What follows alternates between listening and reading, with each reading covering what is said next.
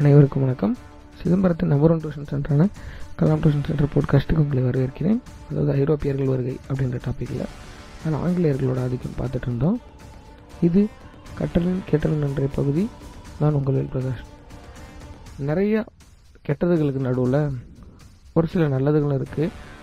முக்கியமான ஒரு ஆள் வில்லியம் பெண்டிங் பிரபு 1828 to 1835. ஆங்கிலேய ஆட்சியர்களில் எனக்கு பர்சனலாக பிடிச்ச ஒரு ஆளுநர் அப்படின்னா வில்லியம் பெண்டிங் பிரபு. என்ன காரணம் அப்படின்னு சொல்லி பார்த்தீங்கன்னா, இவர் தலையிடா கொள்கையை பின்பற்றினார். சுதேசியில் தலையிடா கொள்கை. இதை தான் டல்ஹௌசி மாற்றிட்டார். சரிங்களா. அப்புறம் மாநில மேல்முறையீட்டு நீதிமன்றங்களெல்லாம் கலைச்சிட்டாரு. சிவில் கேஸுக்கு ஆதார் திவானி அதாலத் அப்படின்னு ஒன்று, கிரிமினல் கேஸுக்கு சாதர் நிஜாமத் அதாலத் அப்படின்னு ஒன்று வச்சுருந்தாங்க. அதுக்கப்புறம் நீதிமன்றங்களில் வட்டார மொழிகளை பயன்படுத்தலாம் அப்படின்ற ஒரு முறையை கொண்டு வந்தார். முக்கியமாக நிர்வாக குழுவில் சட்ட உறுப்பினர் ஒருத்தர் இருக்கணும் அப்படின்னாரு. அப்படிப்பட்ட ஒரு சட்ட உறுப்பினர் யாருன்னு சொல்லி பார்த்தீங்கன்னா மெக்காலே பிரபு. இந்த இடத்துல மெக்காலே பிரபு அப்படின்றத பற்றி சொல்லும்போது எனக்கு ஒரு திரைப்படம் ஒன்று ஞாபகத்துக்கு வருது. புறம்போக்கு என்கிற பொது உடைமை அப்படின்னு ஒரு படம் வரும். அந்த படத்தில் பார்த்தீங்கன்னா ஒரு போலீஸ் அதிகாரியா ஷியாம் அப்படின்றவர் நடிச்சிருப்பாரு. அதில் அவரோட பேர் மெக்காலே தான். அதில் இருக்க ஒருத்தவங்களோட பேருக்கு நடுவில் ஒரு சில பகுதிகள் நல்ல இன்ட்ரெஸ்டிங்கான விஷயங்களை வச்சு வச்சுருப்பாங்க. நம்ம அடுத்தடுத்த போட்காஸ்ட்டில் தொடர்ந்து கேட்கலாம். இவர் என்ன பண்ணாருன்னா, ராஜா ராம் மோகன் ராயோட உதவியோட 1829 சதி ஒழிப்பு திட்டத்தை நிறைவேற்றினார். சதின்றது உங்களுக்கு எல்லாம் தெரியும். சதி என்னும் உடன்கட்டை ஏறுதல் அப்படின்னு நம்ம படிச்சிருப்போம். கணவன் இறந்துட்டாங்கன்னா மனைவி அந்த சிதையை எரிக்கக்கூடிய நெருப்பில் விழுந்து உயிர் விடணும் அப்படின்றது. ஸோ இது அவங்களா விரும்பி செய்யும்போது பரவாயில்ல அப்படின்னு கூட விடலாம். ஆனால் சுற்றி இருந்தவங்களால வலுக்கட்டாயமாக அந்த சிதை எரியக்கூடிய இடத்துல அவர்களோட மனைவிகள் தள்ளிவிடப்பட்டு கொல்லப்படுறாங்க. இதை ராஜா ராம் மோகன் ராய் ரொம்ப கண்டிச்சாரு. வில்லியம் பெண்டிங் பிரபு மூலமாக இதை சட்டமாக கொண்டு வந்தார். அதுக்கப்புறம் பெண் சிசு கொலை ஒழி. சின்ன குழந்தைங்களை பெண் குழந்தையாக இருந்தால் கொண்டுடுறது. அடுத்தது நரபலி ஒழி, முக்கியமான ஒரு பகுதி.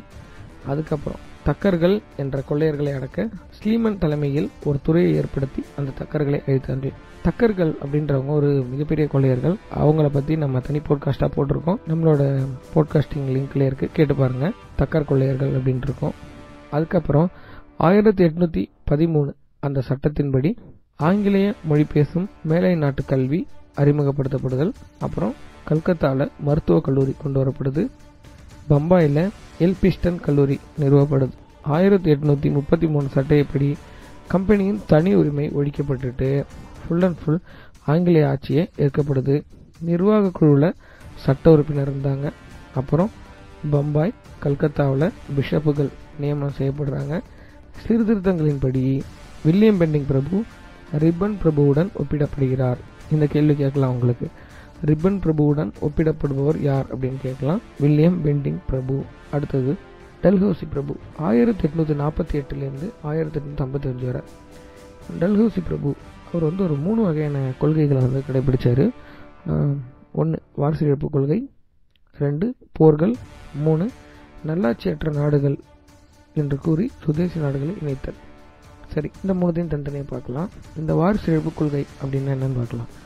வாரிசு இன்று இறக்கும் அரசர்களின் நாடுகள் ஆங்கிலேய பேரரசுடன் இணைக்கப்படும். அதாவது தத்துப்பிள்ளைய வாரிசு அமிர்தான் நியமிக்கலாம். இந்த வகையில் முதல்ல இணைஞ்சது சதாரா, ஜெய்ப்பூர், சம்பல்பூர், உதய்பூர், ஜான்சி மற்றும் நாகபுரி இணைக்கப்பட்டது. இதில் இந்த ஜான்சி நகர் இணைக்கப்பட்டது இல்லையா, இது 1857 நடந்த பெரும்புரட்சிக்கு ஒரு முக்கியமான காரணம். வாரிசு இழப்பு கொள்கையில் இணைந்த நாடுகள் சதாரா, ஜெய்ப்பூர், சம்பல்பூர், உதய்பூர், ஜான்சி மற்றும் நாகபுரி. இது டிஎன்பிசியில் கேட்கறதுக்கு வாய்ப்பு இருக்குது. முக்கியமாக குரூப் 1 அண்டு குரூப் 2 ப்ரிப்பேர் பண்ணுறவங்க, மெயின்ஸ் ப்ரிப்பேர் பண்ணுறவங்களுக்கு இது ரொம்ப தேவை. இது 1857 நடந்த புரட்சிக்கு ஒரு காரணம். அதுக்கடுத்தது 1848 1849 இரண்டாம் சிக்கிய போர். மூல்ராஜ் அப்படின்றவரோட தலைமையில் ஆங்கிலேயருக்கு எதிராக மீண்டும் புரட்சி செய்கிறாங்க. 1848 போர் நடக்குது. அதில் சீக்கியர்கள் தோத்துடுறாங்க. அதனால 1849 பஞ்சாபை ஆங்கிலேய அரசோட இணைச்சிட்டாங்க. இரண்டாம் பர்மிய போர் 1852. முதல் பர்மிய போருக்கு பின்னாடி நிறைய ஆங்கிலேயர்கள் பர்மாவோட வணிகம் செஞ்சாங்க. ஆனால் அவங்கள ரொம்ப கேவலமாக நடத்தினாங்க. அதனால் அந்த வணிகர்கள்லாம் டல்ஹௌசிகிட்ட இந்த மாதிரி எங்களை இன்சல்ட் பண்ணுறாங்கன்னு சொல்லி சொன்னோடனே அவங்களோட போர் பண்ணி பர்மாவையும் ஆங்கிலேய அரசோட இணைச்சிட்டாங்க. அதுக்கடுத்தது பார்ட் 2, நல்லாட்சியற்ற நாடுகளை இணைத்தல். 1856 வாசித் அலி நவாபை நீக்கி அவங்களோட அரசை ஆங்கிலேய அரசோட இணைச்சிட்டாங்க. இதே மாதிரி தஞ்சாவூர் அரசையும் இணைச்சிக்கிட்டாங்க. இவரே இந்தியாவின் தலைமை ஆளுநர் மற்றும் பங்காள் ஆளுநராக இருந்ததுனால கவனிக்க முடியல யாரு, டல்ஹௌசி பிரபு. அடுத்தது துணை ஆளுநர் நியமிக்கிறாங்க. அப்புறம் சிம்லா கோடைக்கால தலைநகராகவும் கொல்கத்தா குளிர்கால தலைநகராகவும் செயல்பட்டுச்சு.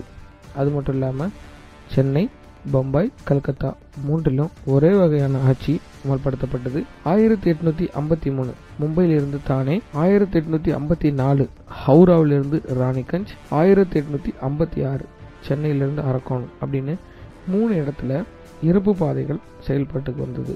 53 மும்பையிலிருந்து தானே, 54 ஹவுராவிலிருந்து ராணிகஞ்ச், 1856 சென்னை டு அரக்கோணம். இவரை இருப்பு பாதையின் தந்தை அப்படின்னு சொல்கிறோம். அதே மாதிரி தபால் தந்தி முறையை இவர் தான் அறிமுகப்படுத்தினார். அதே மாதிரி நாடு முழுவதும் ஒரே கடித கட்டணம் ஸ்டாம்ப், அதாவது அந்த அஞ்சல் திரையை அறிமுகப்படுத்தினது இவர் தான். அரை அணா 3 பைசாவுக்கு அதை அறிமுகப்படுத்தினார். 1856 விதவைகள் மறுமண சட்டம், அப்புறம் மதம் மாறினாலும் மூதாதையர்களோட சொத்துல பங்கு உண்டு அப்படின்றது, பெஷாவர் கல்கத்தா பெருவழி சாலை, அப்புறம் கங்கை கால்வாய் வெட்டப்படுதல். 1854 சர் சார்லஸ் வுட்ஸ் கல்விக்குழு. இந்த சார்லஸ் வுட்ஸோட கல்விக்குழுவை பற்றி இன்னொரு பாட்காஸ்டில் தனியாக கேட்கலாம், அந்தளவுக்கு அதில் இருக்குது. அடுத்தது மாகாணங்களில் கல்வித்துறை அறிமுகப்படுத்தப்படுதல். அப்புறம் ஆசிரியர் பயிற்சி பள்ளிகள். லண்டனை மாதிரியாக வச்சுக்கிட்டு சென்னை, மும்பை, கல்கத்தாவில் பல்கலைக்கழகங்கள் ஆரம்பித்தாங்க. ரூர்க்கியில் ஒரு பொறியியல் கல்லூரி ஆரம்பித்தாங்க. அங்கீகரிக்கப்பட்ட பள்ளி கல்லூரிகளுக்கு ஆங்கிலேய அரசு நிதியுதவி வழங்குச்சு. இராணுவத்தில் கூர்க்கர்களை இணைச்சிக்கிட்டாங்க. அதுக்கப்புறம் இராணுவ தலைமையகத்தை கொல்கத்தா டு சிம்லா மாற்றினாங்க. அப்புறம் பீரங்கி படை தலைமையகம் கொல்கத்தா டு மீரட் அதுக்கு மாற்றினாங்க. புதிய இந்தியாவை உருவாக்கியவர் அப்படின்னு டல்ஹௌசி பிரபு அழைக்கப்படுறாரு. அடுத்தது நம்ம என்ன பார்க்க போகிறோம் அப்படின்னா, ஒரு சீரியஸான பிரச்சனை. 1857 மாபெரும் புரட்சி. ஒரு சின்ன பிரச்சனை இல்லை, ஒவ்வொரு சின்ன சின்ன பிரச்சனையும் சேர்ந்து எப்படி ஒரு பெரிய பிரச்சனையாக வெடிச்சுது அப்படின்றதான் நம்ம இதில் பார்க்க போகிறோம். ஆங்கிலேய அறிஞர்கள் இதை படை வீரர்கள் புரட்சி, அதாவது சிப்பாய் கழகம் அப்படின்னு சொல்கிறாங்க. ஆனால் இந்திய அறிஞர்கள் என்ன சொல்கிறாங்கன்னா, இதுதான் முதல் இந்திய சுதந்திர போர். தொடர்ந்து கேட்போம். இது கலாம் டியூஷன் சென்டரின் கற்றலின் கேட்ட நன்றி பகுதி. நான் உங்கள் வேல் பிரகாஷ். நன்றி.